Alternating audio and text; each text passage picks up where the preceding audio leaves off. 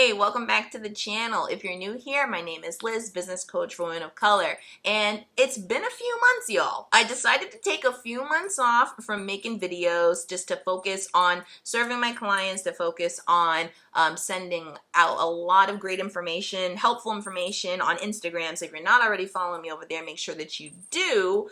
But I really decided to spend some time like taking it easy and focusing on some internal things. And now here we are, basically in the second half of the year right now. Like, what is time?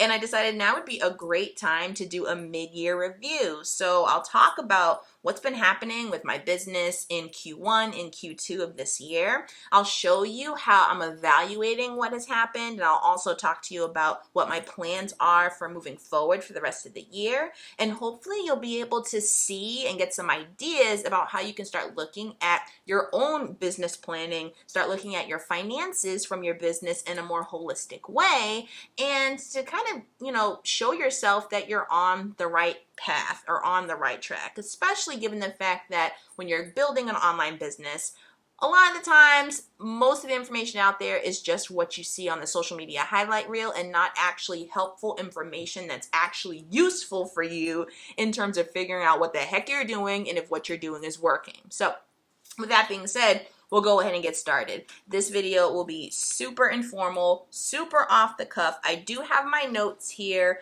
and I will be using the 2022 strategic plan that I actually had developed at the beginning of this year, and really just be gauging, where I am in relation to that plan. So if you didn't see that video, make sure that you do check that out so you can at least see where I'm starting from. But if you're just hopping in, not a big deal, because you'll also be able to see, where my thoughts were in the beginning of the year and where they are now. So let's go ahead and get started.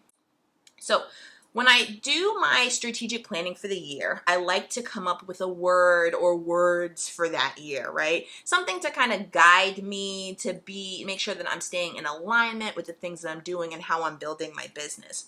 So for 2022, my words were ease and building. And honestly, that still feels in alignment with me. The main focus for me for this year was making sure that in all the ways that I try to build my business, I continue to do so from a place of ease. Like, it's something I value. It's something that I teach to my clients and help them find for themselves, because I don't believe in needing to hustle to grow your business, because it's honestly not necessary. Most of it gets to a point of diminishing returns. So you might as well, grow with ease and not do too much. If you don't need to and it's not helpful, then why burn yourself out? So ease has still been the focus for me for this year. And building, bringing in new clients, continuing to make changes and improvements to my programs. A lot of really cool shifts have been happening, and we'll talk about those in a few more bullet points.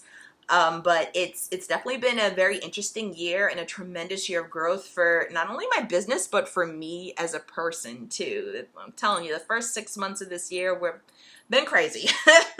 So next up, let's talk about planning time off. So I still stuck to my time off schedule. In the beginning of the year, I talked about guesstimating my days off instead of waiting for like a pre-planned thing, but making sure that I planned in advance this idea of wanting to take weeks off at a time and to rest before actually reaching physical or emotional burnout.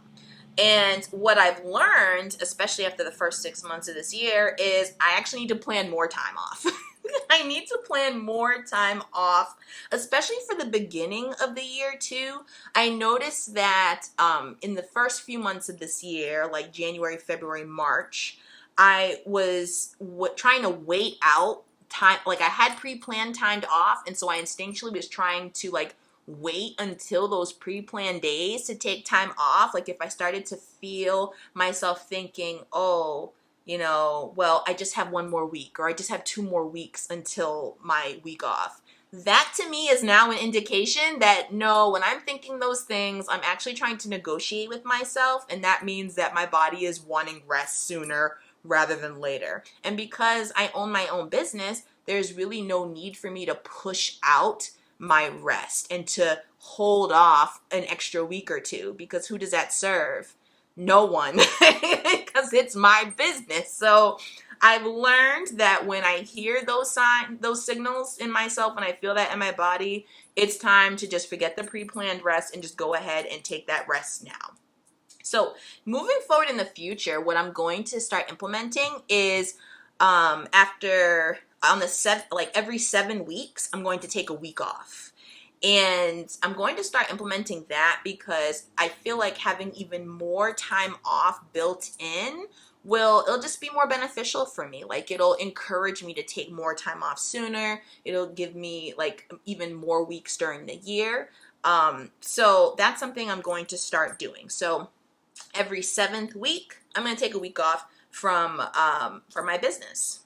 And honestly, like, that's what I want. Like, when I think about the business that I want to build for myself, I think about like taking a ton of time off, taking vacations, like being able to spend time, like, even if I'm not traveling, just like by myself to, like, I don't know, lay on the floor, stare at the ceiling, play video games. Like, I don't care. Like, I want to be able to, you know, do this my way. And the best way to build a business, especially one that's sustainable for you, especially because entrepreneurship can be really mentally taxing, even if you're prioritizing your ease physically and in the actions that you do, that mental work is still pretty much 24/7. So adding in more time to like take those mental health breaks is really going to be important for me moving forward. So that's what I'm starting.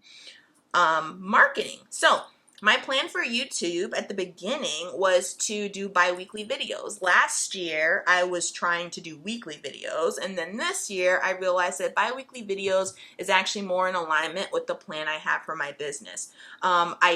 If you don't already know, I always talk about committing to building your business like 100 offers at a time.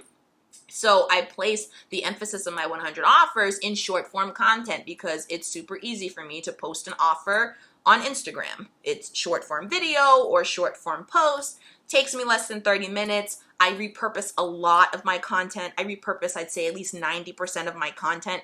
So literally takes me even like less than 20 minutes sometimes to go on ahead and get a post updated and out the door. So I make sure that when I prioritize my marketing, that I prioritize those 100 offers and putting them out in the easiest, simplest way possible. So that's why I decided to move to bi-weekly videos for YouTube. I did end up taking, as you know, a couple months off of YouTube, and that's perfectly fine. And what I've decided to do is to, go back to videos starting in July. FYI, here we are. And I will try and maintain that bi-weekly cadence. And I have been thinking about ways that I want to approach my YouTube channel content, but I do like the bi-weekly approach just because I'm more inclined to create videos from inspiration and excitement and topics that are really interesting to me that I think will really serve you versus just trying to pump out content just for the sake of, pumping out content. So bi-weekly videos will be returning starting with this one.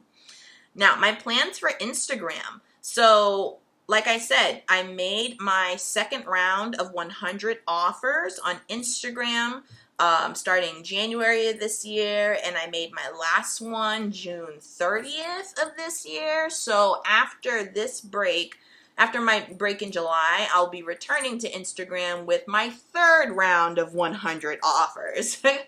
And it works fabulously, honestly. It really does, because expanding your when you're thinking about evaluating your business and expanding your mind to assess it 100 offers at a time, it takes into consideration the different seasons of business that you can be in. Like, there will be seasons of clients and there will be seasons of silence, and both are normal, both are necessary. And at the beginning half of this year, I did experience a season of silence that was about like 4 months long. I think 4, maybe even 5 months long. 4 months long. And I was able to use that time to really work on like the internal aspects of my business and really develop some things and come up with some really exciting ideas. And it was actually a really great time of expansion, even without new clients coming in. But if I wasn't committed to 100 offers, then those 4 months would have been a doozy. All right. So that's why I just emphasize, like, it's so important to, when you're trying to think about the financial success of your business, that you're thinking about things like no smaller than a quarter. Like, I do my 100 offers spread out over the course of 6 months. But if you do want to like look at your finances in, less than 6 months at a time, I highly recommend not doing less than a quarter, because it's really just setting yourself up for failure. It's setting yourself up for unnecessary stress and unnecessary headache. Like, your 9-to-5 job does not care about 10K months. All right. Most businesses in the real world do not care about 10K months. So, does it really serve you to care about it, especially if it's not even necessary for you to build a thriving business, especially if you wanted to build a business to leave like your 9-to-5 job? Like, you really have to reconsider the benchmarks that we're using to prove the health of our business. Like, if the benchmark that you're using is actually an unattainable benchmark that's also, not helpful and doesn't actually accurately gauge like the financial health of your business, then why are we using it? Why are we stressing out about it? So that's my 2 cents about it. So I will be starting my 3rd round of 100 offers. And yeah, looking forward to it. I'll continue to just keep repurposing the content that I've been using. And yeah, I recommend you do the same. We are business owners. We're not content creators. You do not need to be coming up with brand new spanking pieces of content each and every single time. Like, it makes no sense. It makes no sense. All right. Now let's talk financials. So my goal for the end of June was to hit $16,000 in sales. And then my goal for the end of December is $40,000 in sales. Now, at the beginning of this year, I don't really think I had any rhyme or reason as to why I chose this $16,000 mark. I have a rhyme or reason for why I chose the $40,000 by the end of the year, but not so much the $16,000. So I'm not too attached to that number. And as a reminder, I do only plan financial goals for 6 months out or more, because just with the ebb and flows, the seasons of silence, the seasons of sales, like, doing it to me less than 6 months at a time is really kind of unnecessary. So, and all incoming cash goes into my business reserve, aka my business savings, to help prep me for when I do leave my 9-to-5 job, and that gives me a cushion, a pad to live off of and to pay expenses off of, while, during that time I experience again the normal ups and downs fluctuations of business. So in terms of numbers, I hit $11,950 TTM. TTM is trailing 12 months. So that's 12 months from June 30th going backwards. And so that was actually 75% of my goal in sales. And you know what? I feel good about it. I mean, 75% of my goal, hey, that's not a bad number to me. I mean, some people might look at that and think that's a bad number. I think that's pretty fine. Especially because of 16,000, honestly, like, I can't even remember why I even chose that number to begin with. And so it just kind of goes to show you that sometimes you can be attached to certain numbers and not really know why. Like, if I was trying to hit like a specific goal, to like save a certain amount of money to have it ready for the next year, I could totally understand being a little hesitant about the 75%. But at this stage in the game, 6 months into the year, like, that 16,000 is not something that I need to be attached to. So I also added in a 360 financial review. And I don't know, that might be something that already exists, most likely does. So if the 360 financial review is not what I'm about to show you, that's fine. I just liked how it sounded. But I decided to implement this in because I realized that when we're growing our businesses and we look at our financials, we often tend to kind of look at like one perspective of it. And that one perspective can often lead to us thinking, okay, we failed or we succeeded. It's very black and white, right? So what I've decided to do is actually add in a 360 financial review and look at, not just the past 6 months, but also compare the past 6 months to, that same 6 months the year before, to look at, the growth from my business from start to finish to really get the full picture of what's going on. So if we look at it here, I started my business in 2020. In September of 2020, actually, that was when I opened my PayPal account. And I remember I was putting on my very first webinar. I was very excited.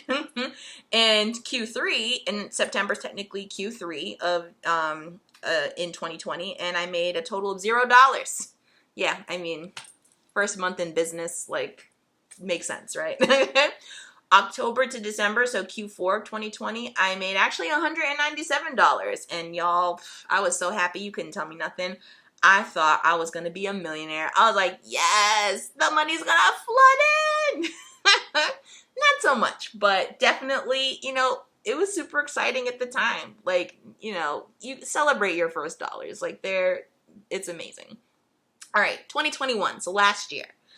Q1, I earned $200, and that was from a speaking engagement. So before I started actually getting coaching clients, and back then I was doing YouTube, like YouTube coaching.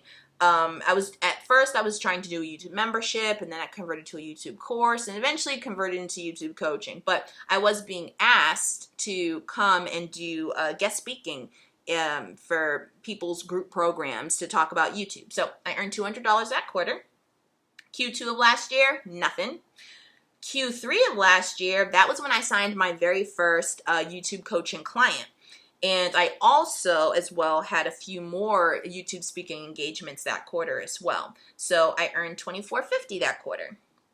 Then Q4, I signed another client. This one was actually a business coaching client. And then in Q1 of this year, I earned $2,000. So I signed a client there. And then in Q2, I also signed another client and also had a client renew. So I earned $5,500. And these are all sales numbers.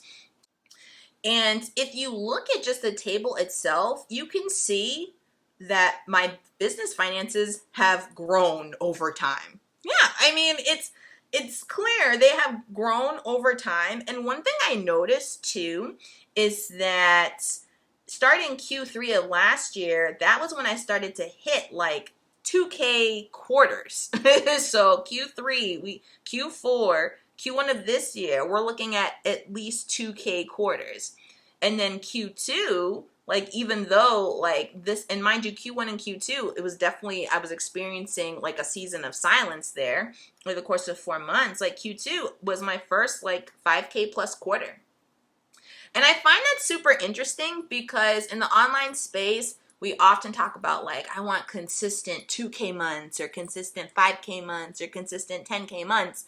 But we never stop to think that, oh, you might hit consistent 2K quarters, 5K quarters before you hit consistent like 2K, 5K, 10K months, So just something to encourage you to like dig deeper into your financials, and you will see like a really healthy snapshot of what your business is doing. Like everyone's obsessed about the months, like stuff by influencers made for influencers. Like look at your quarters. Like that will also give you like a really good snapshot of where things are going. So I'm super excited. Like I honestly just can't believe I've even been able to accomplish this or build this. Like my mind is still blown every day by this. And I hope this encourages you to like dig into those financials. Like data it's just numbers. Like it's just numbers. Numbers have to be your friend. Like sometimes, we can let numbers intimidate us. We can turn numbers into like, good or bad, pass, fail. But, numbers are just information. Like you get to look at this information and, see what and see what you see from it. But be a friend of your numbers, because at the end of the day, business is math. It's literally just math. All right. So in terms of, my 40K sales goal for the end of December, I'm going to keep it. I mean, I don't see any reason to think that it could not happen or, it would not happen. And I do plan to, this 40K sales goal is definitely something that I would like to achieve, especially as I financially prepare for next year. So I'm going to keep it. We're going to go for it, and we'll see how it goes. All right. Now, in terms of my offer, I'm still doing one-on-one coaching. No changes to that. That is how you work with me exclusively. That is my one offering right now. Sometimes I'll do like pop-up workshops here and there. And if there is a price, it's usually by donation. Like I plan to do another one soon, and it's going to be by donation. I'll be donating it to a cause that is dealing with, the issue of abortion rights. So that will be something that's coming down the pipeline. So make sure you get on my email list or follow me on Instagram if you're not already, just to make sure that you stay in the loop about that. But yeah, one-on-one coaching still the same. I have increased my prices from $2,000 to $3,500. So that's a new price. I like it. It feels good to me. And it probably will stay that way for the foreseeable future. So, yeah, I mean, unless at some point I decide to change it, but it feels really good. I don't really abide by this idea that you eventually have to have coaching programs that hit like, $10,000 or $20,000 or like none of this ridiculous stuff. Like it's really unnecessary. If you actually have a business that's actually helping people and doing what you say it's intended to do, then people will come back. like I don't understand this whole, I need to just keep, increasing my prices higher and higher and higher just cause. Like, no, to me, that sometimes is a sign, low key, that people are going to be one and done with you, and then you're trying to quickly grab as much cash as you can. Like, but to each his own. Like, to each their own. It's just not something that I feel is going to be in alignment with me and my business as of now. All right, so, and something I've added too, especially after this past season of silence, the first 6 months this year, is coaching program improvements. Like I really learned that during those seasons when you're not actively bringing in new sales, that is prime time for you to be working on internal things, like helping to prepare things. So I dedicated March, April, and May to developing my coaching skills. And actually, I decided to convert to a hard launch to give myself even more time to work on these things in May. So I didn't bring in new clients like brands making new clients in March and April. And I decided to just convert to a launch date with a deadline and close my openings for new one-on-one clients. So I wasn't even accepting new one-on-one clients until June. And I did that purposely so I could get one more month in of working on my coaching skill and really developing that. And it was a great idea.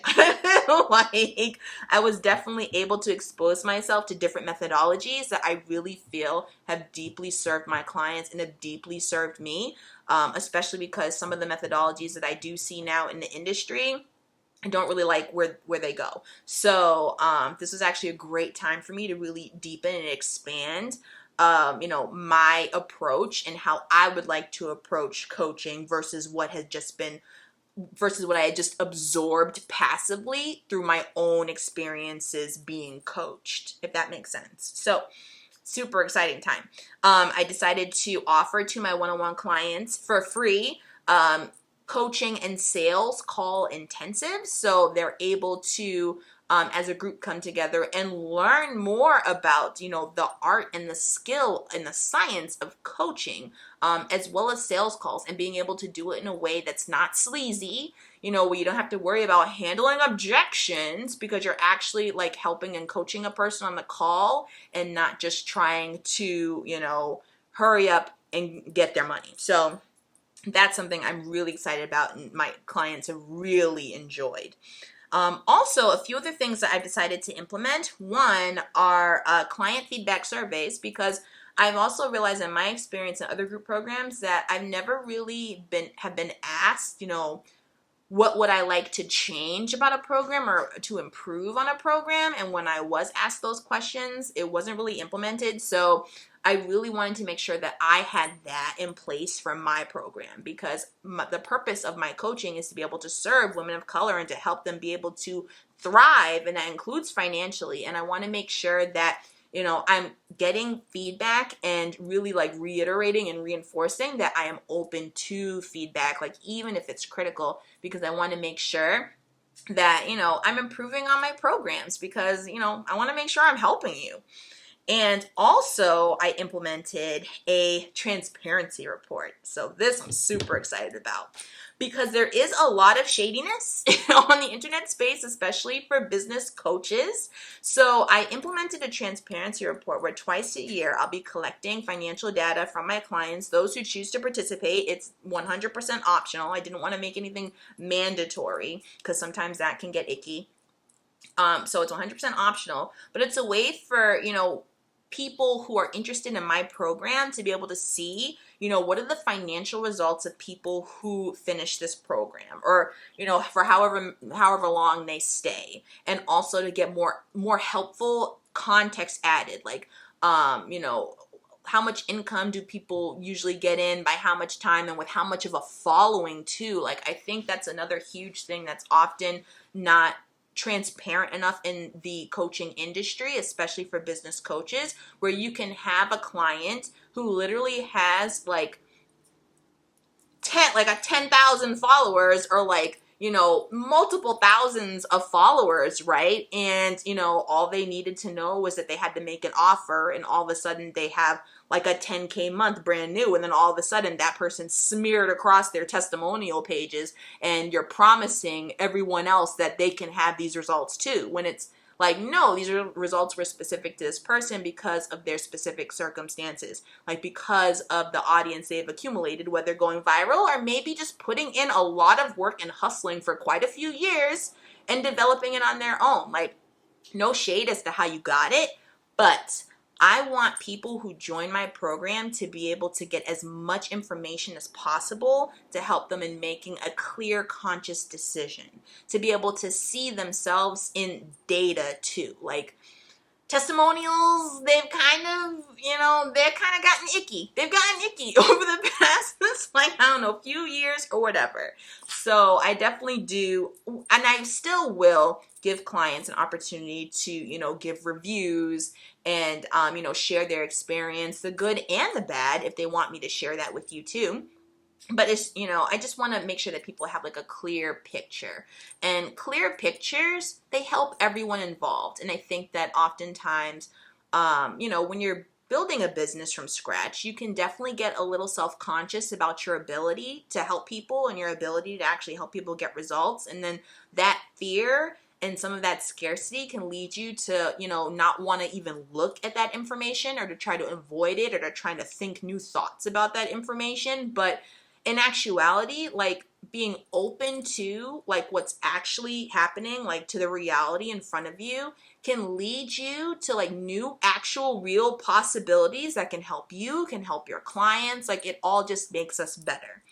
But it starts with doing that internal work to be open to these conversations. So I'm really excited about this, and that's being implemented this month. So that is my mid-year review, y'all. That's what I've been up to. It's been a lot, but financially, I'm liking it. Things are going well. I really like this idea of this 360 financial review, because I really want you to understand, like, when you're looking at your finances, like, business is just math, and you don't want to look at it in just one way, like just one perspective, especially using benchmarks that, are made by influencers for influencers. Like, make sure you're using appropriate benchmarks to really gauge the success of your business, right?